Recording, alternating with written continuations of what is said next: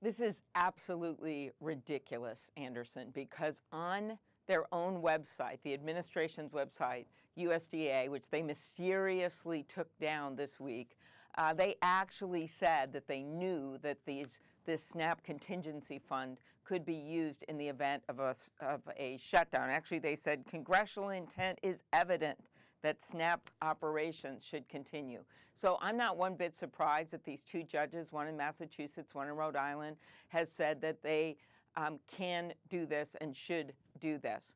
And so the president himself now has said that it's his honor to do this. Well, his honor in Rhode Island, this judge already told him he had to do it, ordered him to do it, and the judge in Massachusetts basically said the same thing and said, give us a plan Monday. People are starving. They're using these people as bargaining chips when all he has to do is come to the table when he knows very well that people's health care premiums are going out of control, and instead he's tweeting out pictures of his newly remodeled bathroom with gold chandeliers and a marble bathtub.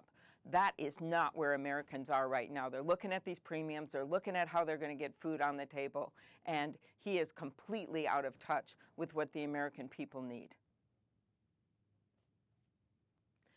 We know that all the federal employees will be paid, and we want to end this shutdown now. I would have been happy to be there over the weekend negotiating with the president, but he went down to Florida after being on a trip to Asia. Instead, he chose to put out the bathroom photos. And so he needs to come to the table. All of these shutdowns or budget debates that came to the edge of a shutdown were resolved through negotiations and compromise.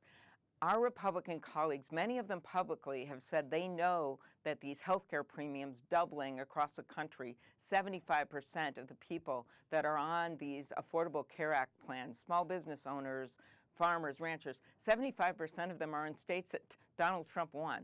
So they're well aware that we need to do something about this as these rates hit tomorrow. This isn't a January problem or a December problem.